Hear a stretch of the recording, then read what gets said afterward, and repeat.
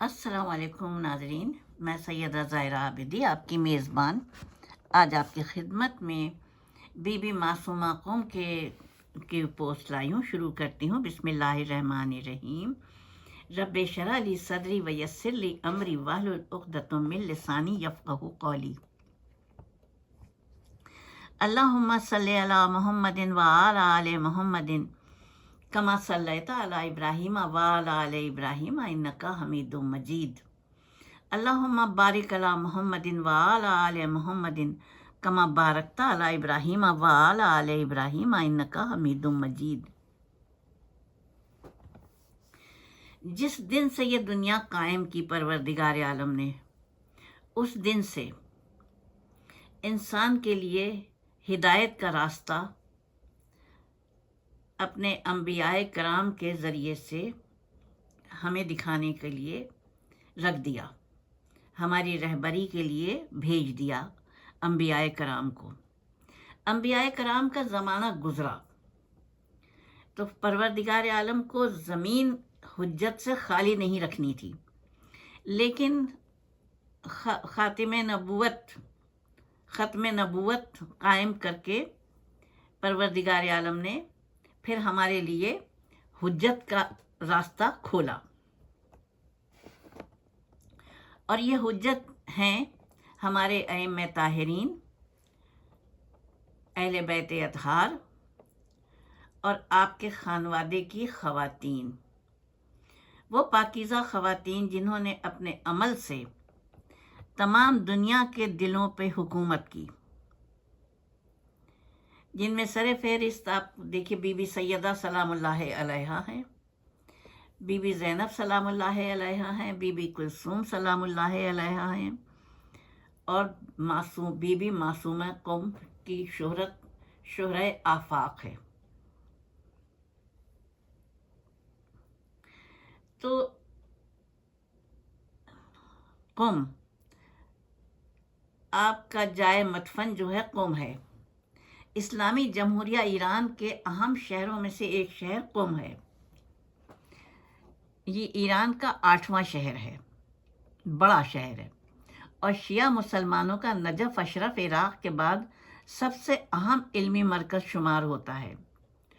قم اہل تشیع کے لیے بہت اہمیت کا حامل شہر ہے، کیونکہ اسی شہر میں شیعوں کے 8ویں امام علی بن موسیٰ الرضا المعروف امام رضا علیہ السلام کی بہن فاطمہ معصومہ کا مزار مبارک ہے، جن کی زیارت کے لیے دنیا بھر سے شیعہ یہاں پہ اکٹھے ہوتے ہیں۔ سن 2016 کی مردم شماری کے مطابق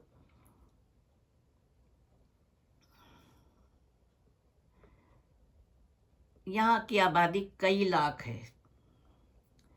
اس آبادی کا ایک بہت بڑا حصہ علماء اور دینی تعلیم حاصل کرنے والے طلاب پر مشتمل ہے۔ ان علماء و طلاب میں ایرانیوں کے علاوہ ہزاروں کی تعداد میں افغانی، عراقی، پاکستانی، ہندوستانی، لبنانی، کویتی، سعودی، بحرینی، یمنی، جزائری، مراکشی، ترکی، آذری، انڈونیشین، ملائیشین، تھائی لینڈی، چینی اور دیگر یورپی ممالک کے لوگ شامل ہیں۔ قم کی آبادی میں سے 99% آبادی شیعہ اثنا عشری ہیں۔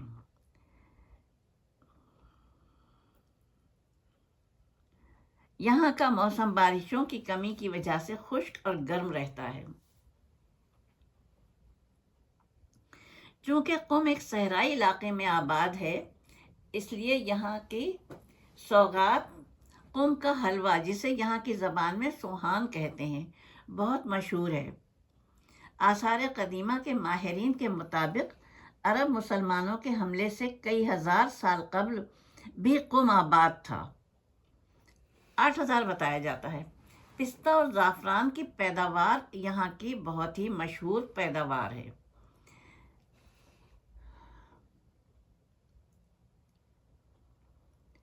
یہاں پہ سب سے پہلے ابو موسیٰ اشعری نے اس کو فتح کیا، اور اس فتح کے بعد اس علاقے میں عرب ہجرت کر کے آنے لگے۔ جن میں سب سے اہم اشعری قبیلے کی ہجرت تھی، جنہوں نے قم اور اس کے ارد گرد کے دیہاتوں کو ملا کر اس شہر کو بنایا۔ چونکہ اشعری قبیلے کے افراد شیعہ مذہب سے تعلق رکھتے تھے، اس لیے قم شیعہ اثنا عشری مسلمانوں کا مرکز بن گیا۔ فاطمہ معصومہ جو شیعہ مسلمانوں کے 8ویں امام علی رضا علیہ السلام کی بہن ہیں، ان کی ہجرت نے اس مرکز کی قوت و وسعت میں مزید اضافہ کیا۔ شیعہ مذہب کے پیروکار ہونے کی وجہ سے بنی امیہ کے خلیفہ اور بنو عباس کے خلیفہ دونوں اپنے اپنے وقت میں یہاں کے لوگوں پر اتنا ٹیکس عائد کرتے تھے کہ جس سے ان کی کمر دوہری ہو جاتی تھی۔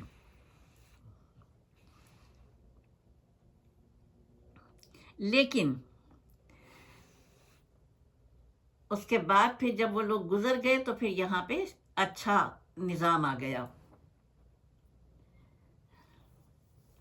آل بویا اور سلجوقی کے دور میں قم کو بہت ترقی ملی، جبکہ صفوی خاندان کے دور میں شیعہ مذہب کے رسمی ہونے کے بعد قم مزید ترقی کی راہ پر گامزن ہوا۔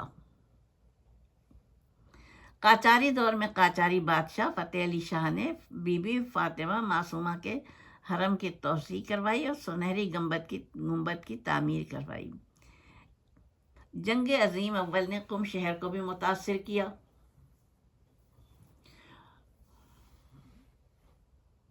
جبکہ پہلوی خاندان کے دور میں روح اللہ خمینی المعروف با امام خمینی نے پہلوی حکومت کے خلاف قیام اور انقلاب کا آغاز بھی اسی شہر سے کیا۔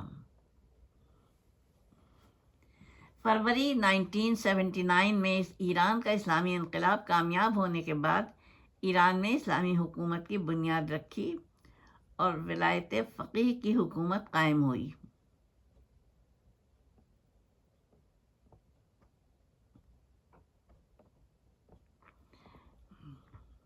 اب یہاں پہ مدرسے ہیں،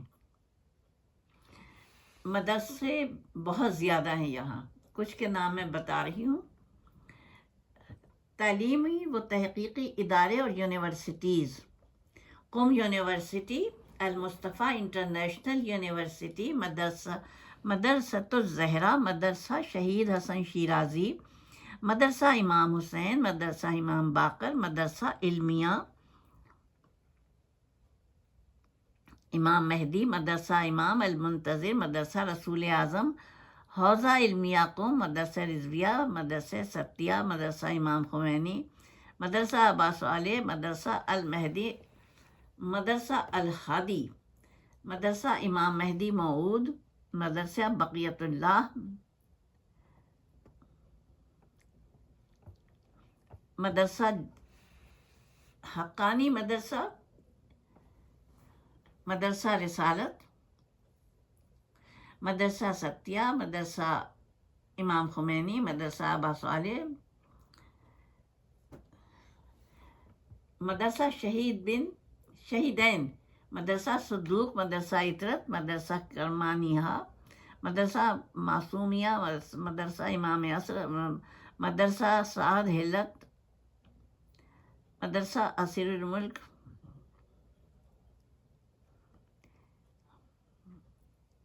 مدرسہ سید عز الدین مرتضیٰ۔ اور یہ تو پورا میرا خیال ہے پورے پوسٹ اسی کی ہو جائے گی، اس لیے اب میں اس کو وہ کرتی ہوں، آگے بڑھتی ہوں، بی بی معصومہ قم کے اس پہ جاتی ہوں پوسٹ پر۔ اب میں بی بی معصومہ قم کے لیے کچھ بتانا چاہوں گی۔ جب امام علی رضا علیہ السلام کو لے گئے وہاں پر، مدینہ چھوڑنا پڑا آپ کو، عباسی خلیفہ مامون لے گیا زبردستی، تو ایک وقت آیا کہ آپ اپنے بھائی کی جدائی برداشت نہ کر سکیں اور خراسان کی جانب عازم سفر ہوئیں۔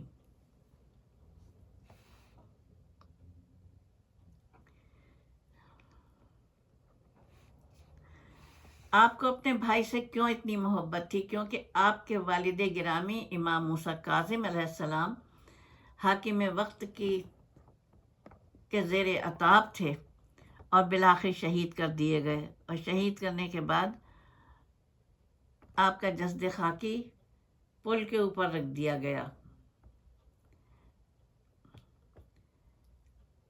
چنانچہ 200 ہجری میں مامون عباسی کے بے حد اصرار اور دھمکیوں کی وجہ سے امام علی رضا نے مدینے سے مرو کی جانب سفر کیا۔ امام عالی مقام نے خراسان کے سفر میں اپنے عزیزوں میں سے کسی ایک کو بھی اپنے ساتھ نہیں لیا۔ امام کی ہجرت کے بعد بھائی کے دیدار کی شوق میں بی بی معصومہ قم نے بھی وطن کو الوداع کہا اور اپنے کچھ بھائیوں بھتیجوں کے ہمراہ خراسان کا سفر کیا۔ جب آپ نکلی اور اپنے بھائیوں بھتیجوں کے ساتھ جو کزن تھے سارے، ہر شہر اور ہر محلے میں آپ کا والہانہ استقبال ہو رہا تھا۔ یہی وہ وقت تھا جب آپ اپنی پھوپھی حضرت زینب کی سیرت پر عمل کر کے مظلومیت کا پیغام اپنے بھائی کی غربت کو مومنین اور مسلمانوں تک پہنچا رہی تھیں۔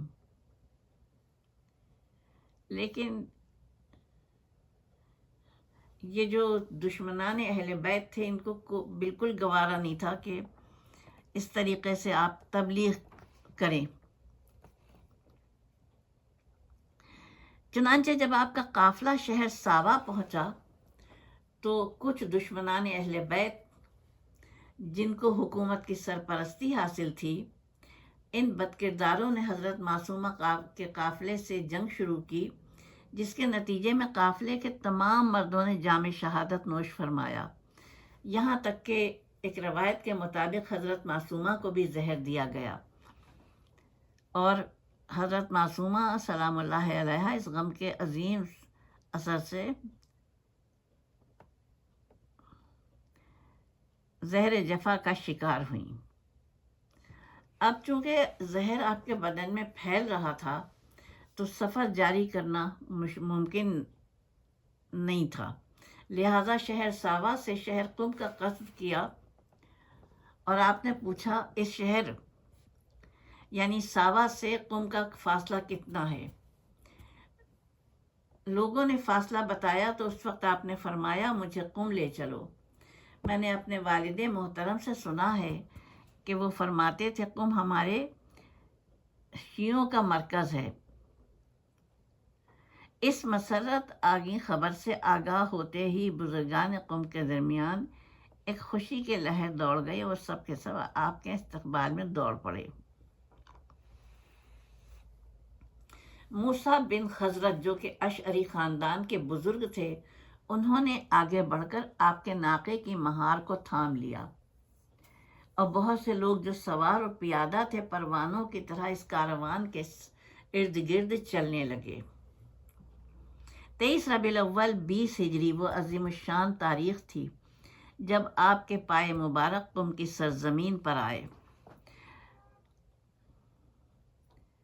حضرت کی سواری موسیٰ بن خزرج کے گھر کے سامنے بیٹھ گئی اور آپ کی میزبانی کا شرف موسیٰ بن خزرج کو مل گیا۔ اس شہر میں بی بی معصومہ نے صرف 17 دن گزارے، اور ان ایام میں آپ اپنے خدا سے راز و نیاز اور اس کی عبادت میں مشغول رہیں۔ بی بی معصومہ کی جائے عبادت اور قیام گاہ مدرسہ ستیہ جو کہ آج کل بیت النور کے نام سے مشہور ہے، اہل تشیع عقیدت مندوں کی بڑی زیارت گاہ بنی ہوئی ہے۔